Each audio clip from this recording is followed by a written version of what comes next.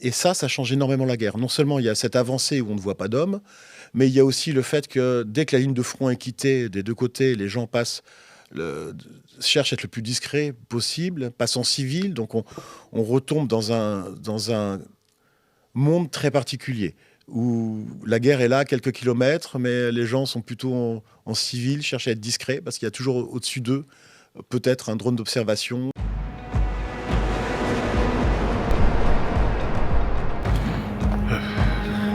Vas-y, avance.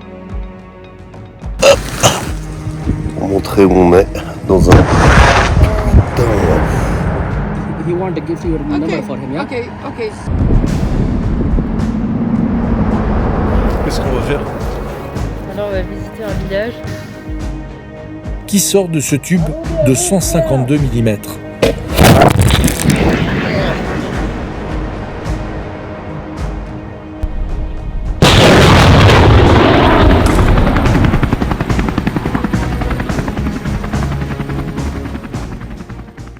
Bonsoir à tous, chers amis d'Omerta. Encore quelques heures et nous serons en 2026. Alors pour cette dernière émission de l'année 2025, nous vous proposons un entretien tout à fait exceptionnel avec un personnage hors norme, atypique, Paul-Henri Guiter. Paul-Henri Guiter, il est spécialiste de la sécurité en Russie. C'est aussi un poète et un auteur d'un livre qu'on va découvrir ensemble durant cette émission, Chant pour une nouvelle Odyssée. La particularité de Paul-Henri, c'est d'être un aventurier, c'est de parcourir les routes de la guerre, les routes du Donbass, depuis 2014, depuis le début de la guerre civile ukrainienne, mais aussi et surtout depuis 2022. La version intégrale de cet entretien, non censurée, est disponible sur notre application mobile que vous pouvez télécharger dès maintenant via notre site internet www.omertamedia.fr. Je vous souhaite un excellent visionnage et à toutes et tous, avec quelques heures d'avance, une excellente nouvelle année 2026. Bonjour à tous, chers abonnés d'Omerta. Merci de nous rejoindre pour ce nouveau podcast Retex, un podcast très particulier, puisqu'on va parler de poésie, on va parler de Russie, on va parler d'Ukraine, on va parler d'opérations militaires spéciales et de bien d'autres choses. Avant de démarrer, vous le savez, ce podcast, vous le retrouvez dans son intégralité sur l'application Omerta que vous pouvez télécharger via Apple Store, Google Play ou via notre site internet www.omertamedia.fr. Et évidemment, pour ceux qui ne l'ont pas encore fait, qui sont sur YouTube, qui regardent la version courte sur YouTube, abonnez-vous à cette chaîne YouTube, c'est très important. Likez, commentez, partagez cette vidéo. Alors je le disais, un podcast entre poésie, géopolitique, histoire, pour lequel on reçoit un auteur au profil aussi très particulier. J'ai le plaisir de recevoir Paul-Henri Guiter. Bonjour Paul-Henri. Bonjour, merci de me recevoir. Avec très grand plaisir.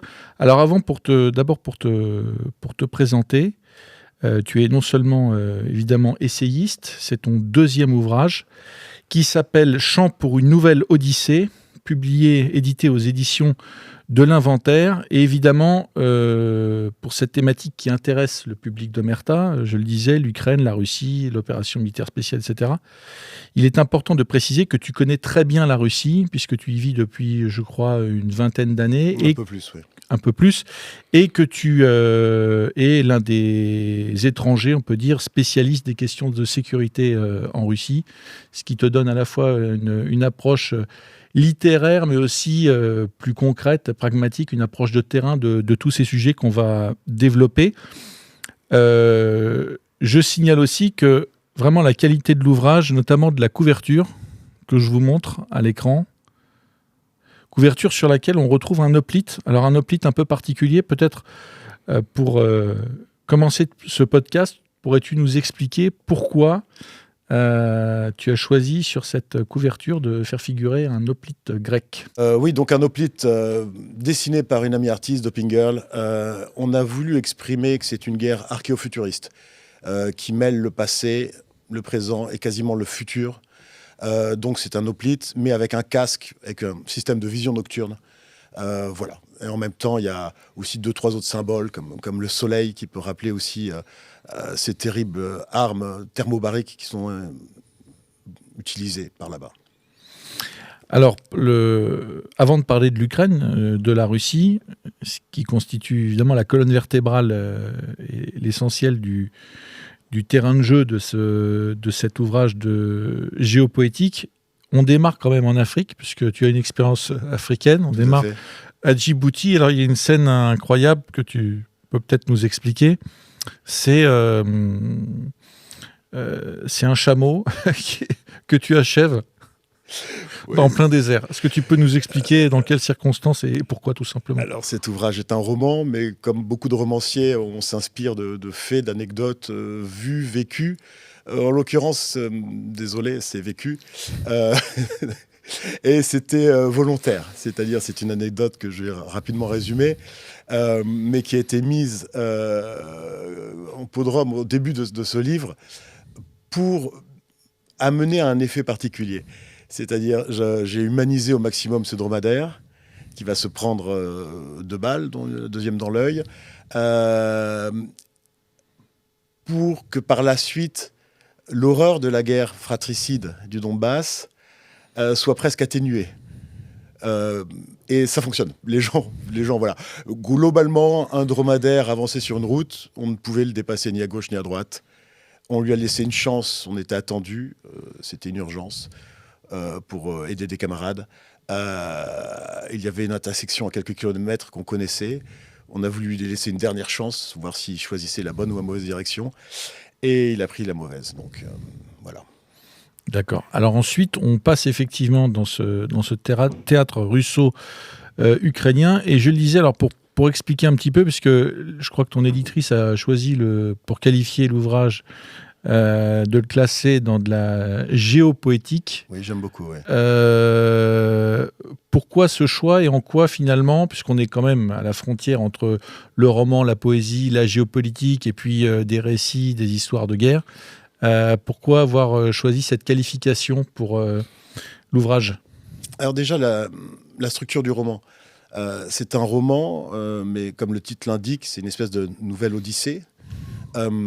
Chaque chapitre commence par des chants d'un chœur, comme dans les tragédies antiques, qui donnent un petit peu le ton du chapitre, qui peut être justement qui peut être tragique, plus joyeux, qui peut être...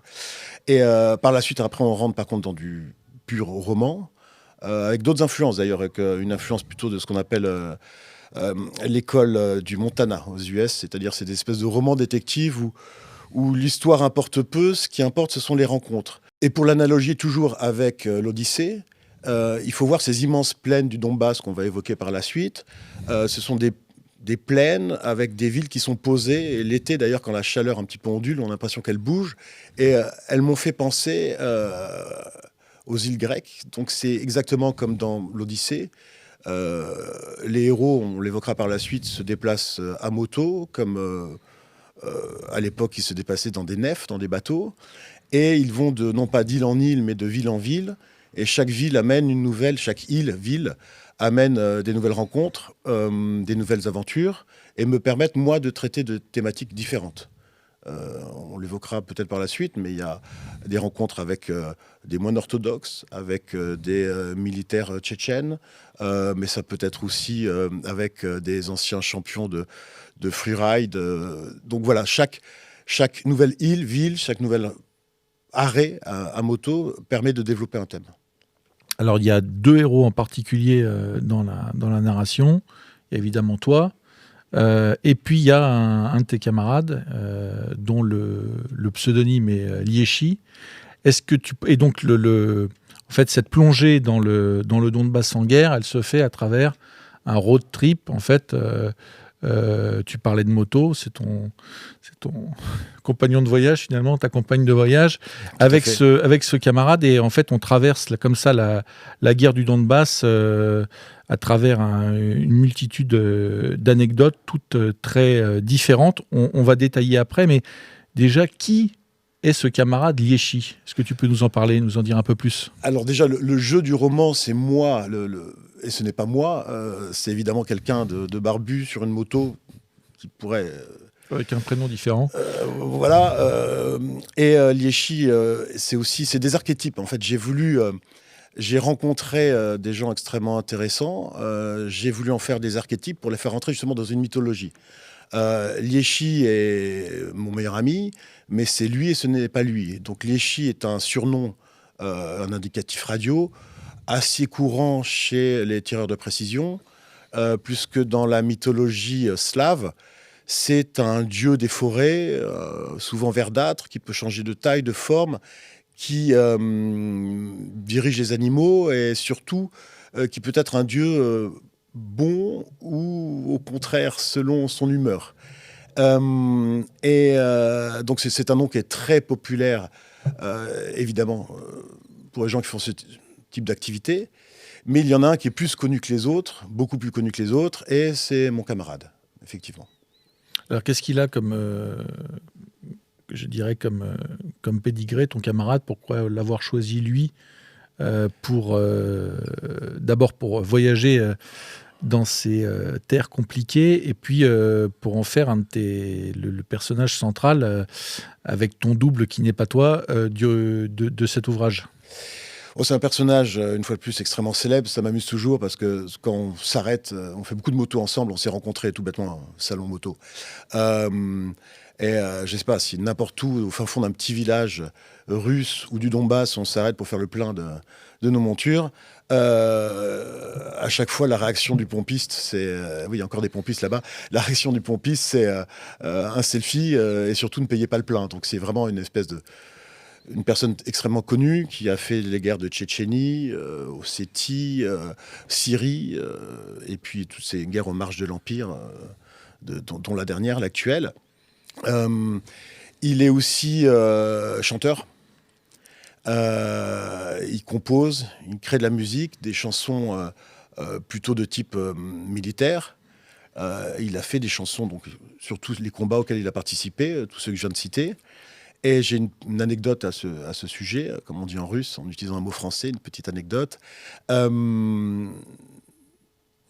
le monde lui demandait ces derniers mois, on est presque à 4 ans de guerre dans le Donbass, et encore si on compte depuis 2014, beaucoup plus, pourquoi il y a eu des chansons sur la Syrie, sur tous les combats, et pas sur le Donbass.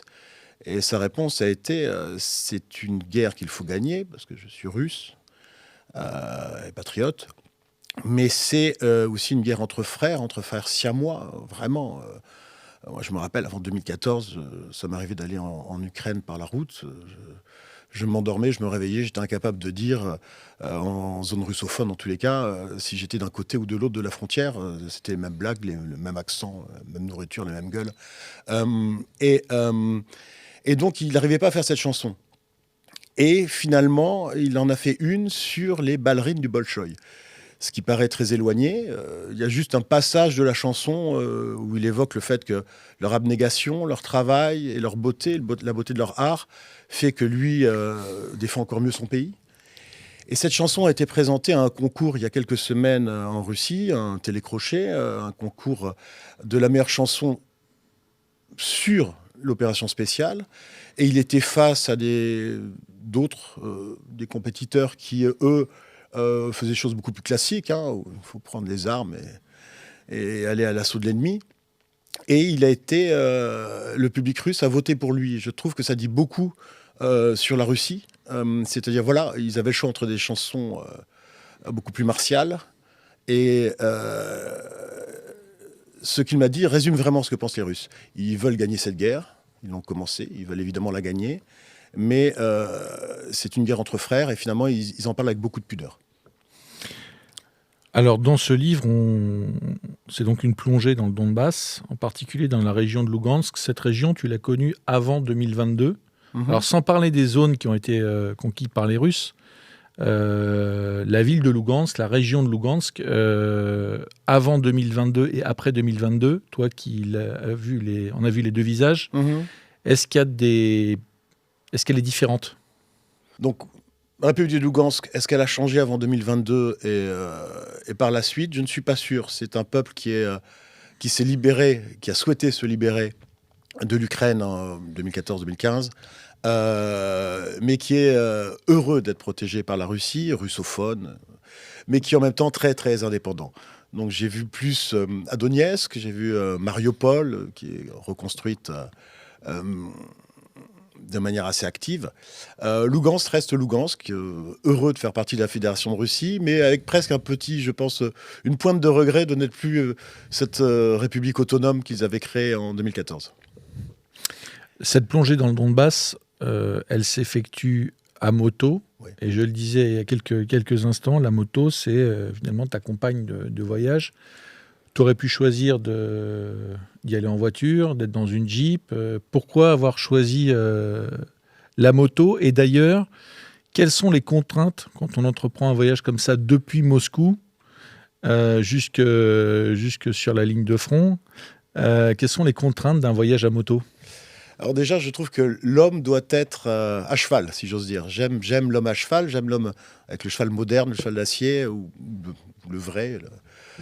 J'adore les longues randonnées au Daghestan, ou dans la Russie qui est tellement immense et magnifique. À moto, une fois de plus, c'est un roman, mais inspiré de choses. Et j'avais accompagné des camions d'aide humanitaire et un camion chargé de borsch, de soupe, de médicaments et autres choses. Ça avance à 40, 50, 60 km/h. Moscou, jusqu'à ces zones-là, c'est loin. Et c'était extrêmement ennuyeux. Donc avec nos amis, on a décidé de suivre à moto. Et la moto devient presque un des personnages, d'ailleurs, les motos deviennent presque un personnage de ce roman. Surtout que nous n'étions pas très bien équipés pour cela. Moi, j'en ai une qui est classée en dragster, qui vide son réservoir en 90 km, et encore, si je ne fais pas attention, c'est moins. Mon ami était en moto sportive, en R1. Heureusement, les camions nous permettaient d'avoir le matériel et des jerrycans surtout pour la mienne. Donc nous avions des motos qui n'étaient pas du tout adaptées pour le terrain et qui par cela sont devenus un personnage. Voilà, donc la moto sportive au milieu des trous, des routes défoncées par les chars, etc. C'est une des raisons qui m'ont donné l'envie d'écrire ce livre. Ce roman. Mais l'usage de la moto, après, il y a deux choses. Il y a la moto dans mon roman et il y a l'usage de la moto dans cette guerre qui évolue. Une fois de plus, cette guerre archéofuturiste. Je me rappelle de beaucoup de... Je resterai poli, je ne citerai personne, mais beaucoup de gens se sont moqués des premiers emplois des motos par les Russes. Alors que c'était une évolution relativement naturelle, d'après ce qu'ils m'en ont dit, c'est tout. Avant, on pouvait faire des avancées, des reconnaissances discrètes. Maintenant, il y a des drones partout, des drones avec ce qu'on appelle des typloviseurs en Russie, avec des viseurs thermiques. Les camouflages sont quasi inefficaces. Donc la rapidité qu'on pense le camouflage, la rapidité qu'on pense aussi la faiblesse de certains véhicules blindés. Et on se retrouve... j'ai vu le Donbass dans les années 2014-2015, où il y avait un côté Mad Max de ces républiques indépendantes. Et là, à nouveau, il y a un côté alors qui est un peu différent, mais guerre archéofuturiste, où on peut croiser... on peut être à moto dans la plaine du Donbass, être survolé par des hélicos et des avions de génération très avancée et voir les gens être là, une espèce de caravane qui avance de motos, de quads et autres véhicules. Voilà, donc la moto est devenue un thème central du bouquin, aussi bien celles qui ont permis pour nous déplacer que celles utilisées par les guerriers. Alors justement, avec cette moto que tu humanises un peu comme le chameau avait le visage d'un être humain quasiment, là la moto est quasiment comme une belle jeune fille qui vous accompagne et que vous emmenez, je dirais, du centre de Moscou civilisé jusqu'à Lugansk, qui est déjà très différent, jusqu'à la ligne de front. Et tout ça en très peu de temps finalement. Qu'est-ce que toi, tu retiens de tes avancées au plus près des combats? Il y a notamment cette virée à Rubizhne, qui est une ville dans laquelle tu arrives, qui vient d'être prise par les Russes. Qu'est-ce qui, toi, parce que aussi tu as connu cette guerre à partir de 2014, qui était très différente, qu'est-ce que toi tu retiens de ce que tu as vu là, tes derniers instants sur la ligne de front, avec aussi le recul maintenant, qu'est-ce que tu en retiens? Qu'est-ce qui a changé au-delà d'ailleurs de l'apparition de la moto? Alors déjà, je voudrais rassurer tout le monde, la moto a survécu. Elle est toujours là, elle m'attend à Moscou, elle attend le printemps, la saison ouverte, parce qu'en Russie, on a les saisons ouvertes et fermées pour les motos. Elle a bien survécu. La guerre, deux choses. Je commencerai par une anecdote sur Aubigné. Première fois, on y va juste avec des camions. On s'aperçoit qu'on n'a pas amené l'aide humanitaire souhaitée par les habitants qui étaient là, qui étaient pris entre deux feux. C'est une ville qui a été prise et reprise plusieurs fois. Globalement, on nous a dit que le problème principal, c'était de l'eau potable pour les enfants, parce que le système ne fonctionnait plus. Et on y retourne une deuxième fois, et cette fois-ci, on est à moto. Et la ville est recouverte de petites mines de type papillon, ils les appellent, ou perroquet, qui sont des petites mines à pression Antipersonnel, hein. voilà. Et on nous dit, bon, puisque vous êtes là avec les camions, mais que vous avez des motos, la première fois, on avait juste pu accéder à la place du village, parce que la route a été déminée jusqu'à la place centrale du village. D'ailleurs, c'était assez impressionnant, parce qu'il y avait des croix, il y avait des tombes sur cette place centrale du village. Imaginez pas une place centrale française, hein, c'est des HLM avec un terrain vague au milieu, c'est la place centrale. Et donc, les gens avaient peur d'aller jusqu'au cimetière, donc ils avaient enterré leurs morts au pied des immeubles. Et on y retourne, donc on accompagne un moto et ils nous disent, écoutez, près de la gare où il y a encore des combats, il y a quelques enfants qui sont là-bas. Ils ont de quoi se nourrir, mais ils n'ont vu personne depuis longtemps. Si vous pouviez y aller avec 2-3 friandises, etc. Et à ce moment-là, la sécurité civile, le MTS était passé, avait mis des petits drapeaux rouges là où vous avez repéré des obus ou des pneus, ou des obus qui n'avaient pas explosé, ou ces fameuses petites mines. Et on avance à moto au milieu des petits drapeaux rouges, et ça va, ils sont relativement espacés, et à moins de 200-300 mètres de l'endroit où étaient les enfants, vers la gare, le MTS n'avait pas fini de travailler. Donc on s'est retrouvé à avancer au pas à moto avec ces mines qui paraissent facilement visibles, mais qui, dans ce monde détruit, dans ces villes détruites où il y a une poussière qui recouvre tout, deviennent invisibles très facilement. Donc ça, c'est l'anecdote un peu plus légère, si j'ose dire. On est arrivé, on a distribué aux enfants, ils étaient heureux. Maintenant, sur les changements de cette guerre, pour avoir parlé, rencontré comme ça quelques militaires, évidemment, je me rappellerai toujours d'un qui me disait, il y a plus d'1 an, vous traitez souvent le sujet sur Omerta, il y a plus de drones maintenant sur la ligne de front que d'êtres humains. En plus des drones avec des yeux thermiques, avec un œil thermique, des drones... Et la dernière fois, cette même personne me dit, on avance, je perds plusieurs hommes par jour, on gagne, mais je ne vois plus d'êtres humains en face. C'est-à-dire on est passé à plus de drones que d'êtres humains à des journées. Alors c'est pas le cas tout le temps et ça dépend du terrain, etc. Mais là où il était au moment où il m'en parlait, il me disait, voilà, il n'y a plus d'êtres humains, on se bat uniquement face à la machine. Et c'est pour ça que je pense que cette guerre est une nouvelle. Ernest Runger parlait de titanomachie pendant la Première Guerre mondiale. Donc c'était pour la première fois que l'homme était confronté à la machine industrielle, la première fois qu'il était confronté au dieu de la guerre, à l'artillerie. Donc c'était la guerre contre les titans. Et on en revient une fois de plus au sujet de mon livre. Hein. Donc je n'ai pas précisé tout à l'heure, mais c'est un roman, mais les dieux interviennent sur le destin des personnages un petit peu comme dans l'Iliade et l'Odyssée. On ne sait pas s'ils les rêvent, les imaginent ou s'ils sont là. Et je continue cette digression d'ailleurs. Si j'ai choisi de parler de Champ pour une nouvelle Odyssée, c'est que la plupart des villes là-bas portent des noms grecs, issus d'antiquité grecque, et une ville qui n'est pas russe pour l'instant, qui ne sera pas.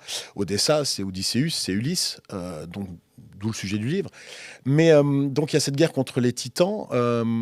Que les dieux font contre les titans, gagnent contre les titans, je le souhaite. Simplement, ces nouveaux titans, ce n'est plus l'artillerie lourde, ça l'est aussi, mais essentiellement, ce sont ces moustiques, si j'ose dire, ce vombrissement qu'on entend tout le temps. Et ça change énormément la guerre. Non seulement il y a cette avancée où on ne voit pas d'hommes, mais il y a aussi le fait que dès que la ligne de front est quittée, des deux côtés, les gens cherchent à être le plus discret possible, passent en civil, donc on retombe dans un monde très particulier, où la guerre est là à quelques kilomètres, mais les gens sont plutôt en civil, cherchent à être discrets, parce qu'il y a toujours au-dessus d'eux peut-être un drone d'observation, il y a toujours au-dessus d'eux un œil, un titan qui les observe. Et je me rappellerai toujours du regard de cet homme-là qui me dit j'avance, je gagne, mais je perds des hommes et je ne vois plus d'être humain, je ne vois que la machine. Justement, ces soldats russes que tu connais bien, que tu suis pour certains depuis des années, ce sont tes amis. Est-ce que, qui pour certains d'ailleurs ont une expérience, tu parlais de Liechi qui a participé à un certain nombre de conflits, la Syrie, l'Ossétie, la Tchétchénie, est-ce que, au-delà d'ailleurs de l'apparition de cette titanisation de la guerre, est-ce qu'ils trouvent que... Comment ils prennent cette guerre ? Est-ce que finalement ça les a... Est-ce qu'elle est particulière par rapport à celle aux autres qu'ils ont connues ? Et est-ce que cette guerre a contribué à les changer de manière peut-être plus radicale, plus fondamentale par rapport aux autres ? Est-ce qu'ils sont devenus vraiment des... Est-ce que aujourd'hui tu trouves que ces personnes ont radicalement changé ? Changer, non, mais d'abord, je commencerai par citer une phrase justement de ce Liechi que j'ai utilisé dans mon livre.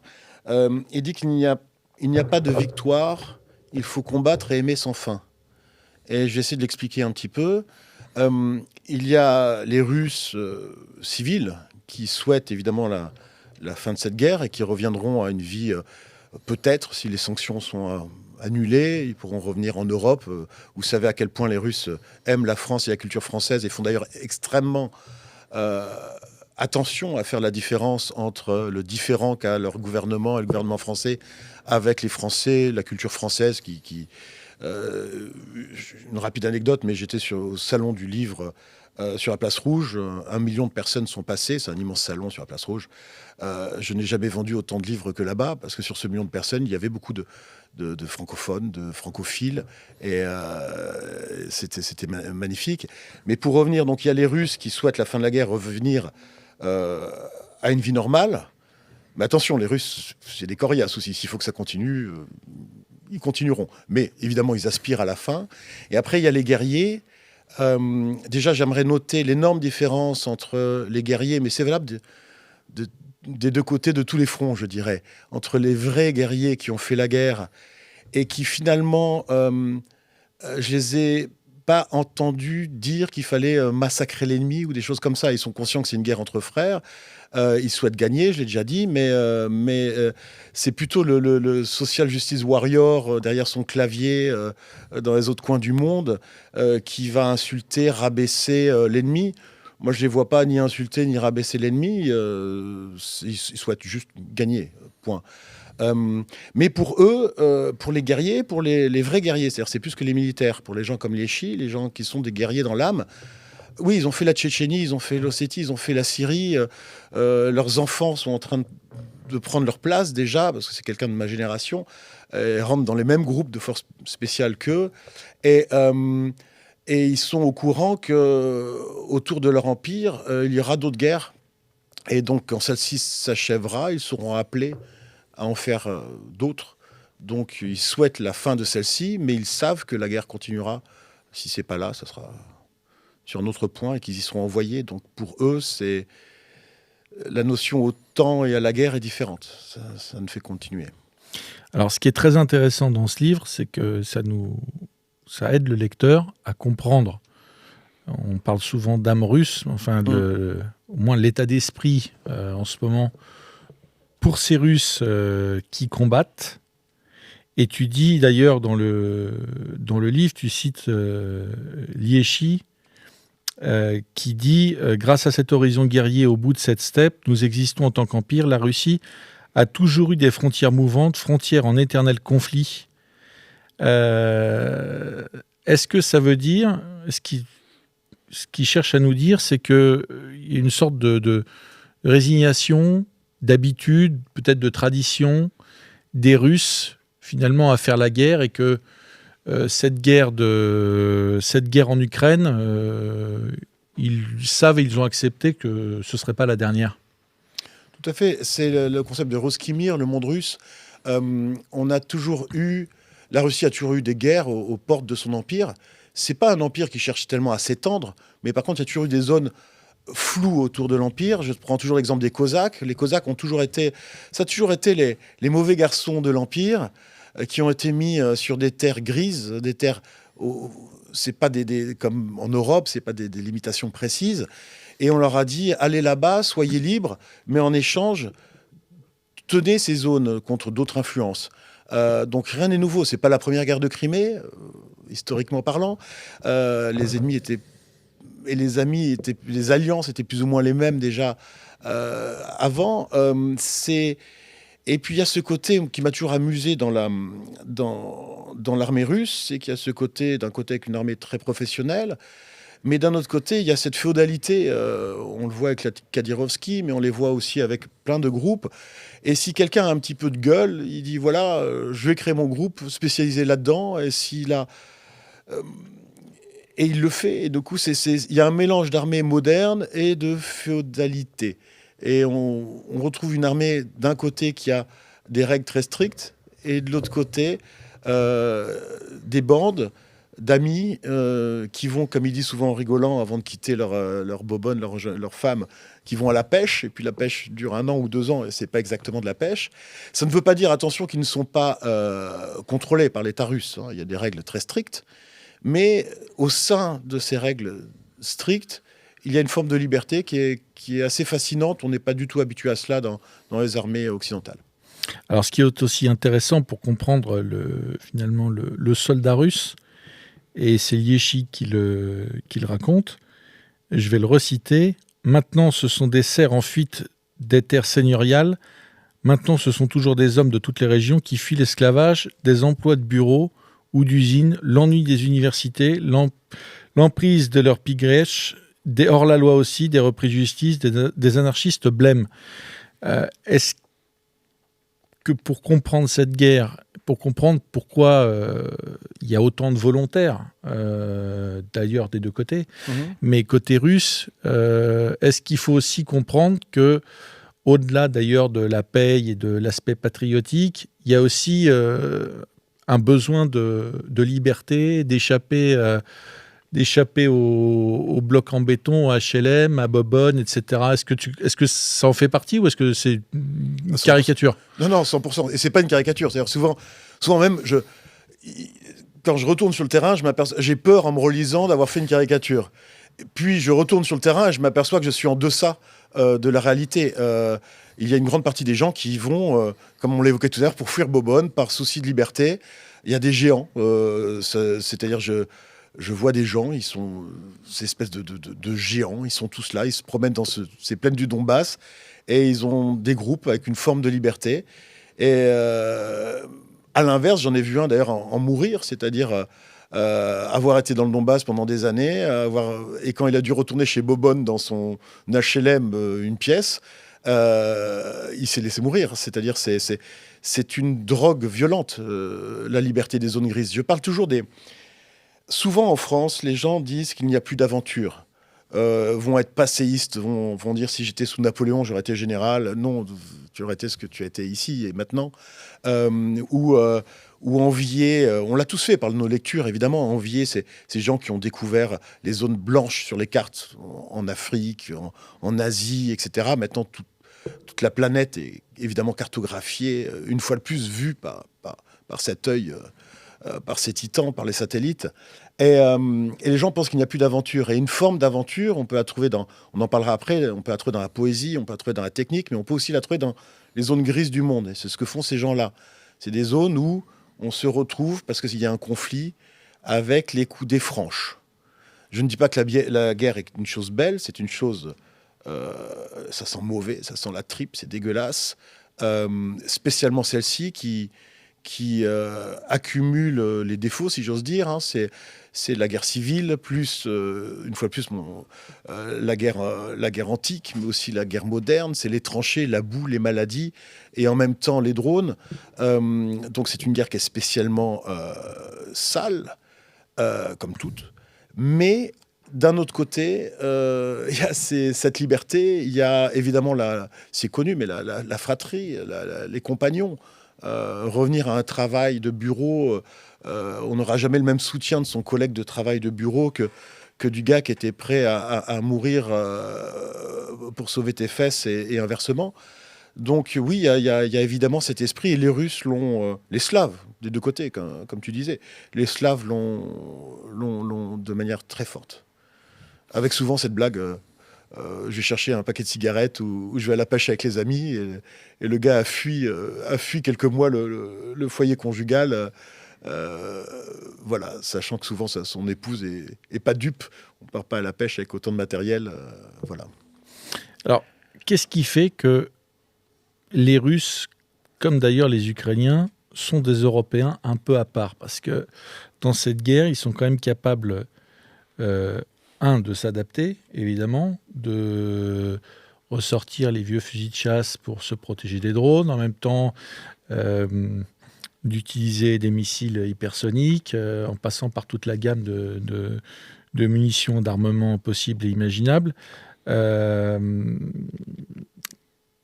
Qu'est-ce qui fait que eux sont capables de faire cette guerre, mais que cette guerre, vue d'Occident et de pays où le confort est quasiment absolu, on a du mal à la comprendre, ou d'ailleurs, elle est quasiment sujet de moquerie. Et est-ce que les Occidentaux seraient capables de faire cette guerre? Bonne question. Une chose est sûre, c'est tu évoquais le confort. Les Russes, les Ukrainiens ont été malmenés. Il y a eu tous les grands événements, le communisme, la faim, les guerres, etc. Donc ils ont une habitude. Il y a cette fameuse âme slave, ça fait un petit peu... c'est souvent entendu, mais pour l'expliquer, il faut voir, c'est un pays immense. Moi, je vais souvent chasser dans le nord, je vais souvent me promener dans le sud de la Russie, dans l'Estan, Daghestan, Tchétchénie, etc. C'est une terre violente, des hivers qui gèlent les maisons, des printemps où tout se transforme en marécage à perte de vue avec des nuages de moustiques, des distances où pour aller de sa maison vers la capitale locale, puis régionale, puis nationale, ce sont plusieurs moyens de transport, des heures, etc. Donc oui, ils ont la peau dure, c'est des deux côtés, c'est des crocodiles. Ils ont la peau extrêmement dure. Est-ce que nous, on sort de plusieurs générations de paix, qui est une belle chose, mais la contrepartie, c'est qu'on a perdu cette carapace. Quand je vois le terrain et la difficulté de cette guerre, une fois de plus, on va revenir au drone, où maintenant, chaque mouvement peut amener à être détecté. Et là, ce n'est pas un drone qui vous tombe dessus, mais c'est 1, 2, 10, 15, 20, jusqu'à ce que mort s'en suive. J'ai souvent du mal à comprendre comment ils peuvent, d'un côté comme de l'autre, continuer ce combat. Est-ce qu'il n'y a pas aussi un supplément d'âme chez les Slaves, d'ailleurs pas que les Russes, mais bon, on fait d'ailleurs un documentaire qui sortira bientôt sur la guerre de 14-18 vue par les arrière petits-fils et petites-filles des poilus. Le français, et d'ailleurs l'Européen occidental, s'est radicalement transformé. Aujourd'hui, on est très loin des arrière-grands-parents, etc. En Russie, on a l'impression que non. C'est-à-dire que les vêtements ont peut-être changé, quoique. Ouais. Mais il y a quand même une continuité. On a l'impression que les gens que tu décris dans ton livre, ceux avec qui tu interagis, avec qui tu vis, sont les mêmes que les Russes de la guerre froide ou même de la Seconde Guerre mondiale, etc. Comment tu l'expliques? Est-ce qu'il y a une forme de... Est-ce qu'ils ont su se protéger du monde moderne occidental et de ses dérives? Et quel est le rôle aussi de la spiritualité dans l'âme russe? Vaste sujet. Effectivement, l'époque soviétique a fait qu'ils ne sont pas passés par les mai 68, qu'ils ne sont pas passés par toute une période qu'on a eue en France, et on retrouve des caractères, des personnages qui sont intemporels. souvent, une personne a dit que ça lui faisait penser à un Corto Maltese en guerre, un petit peu. C'est-à-dire, quand je suis en Russie, c'est un peuple multiethnique, multiconfessionnel. J'ai vraiment l'impression, justement, d'être ça n'a pas changé depuis, comment il s'appelle, Sibérie, Voyage en Sibérie, je ne sais plus l'album de Corto Maltese qui se passe en Russie, avec les atamans, la guerre, avec le baron sanglant, etc. Et on retrouve tout ça, on retrouve des dieux de la guerre, des barons, on retrouve des personnages qui n'ont pas changé, qui auraient pu être pendant la révolution bolchevique, qui auraient pu être il y a 100 ans, qui auraient pu être aussi dans la grande littérature classique russe. Donc oui, d'ailleurs c'est une des raisons qui m'ont poussé à écrire, c'est cette plongée dans ce monde immuable, extrêmement...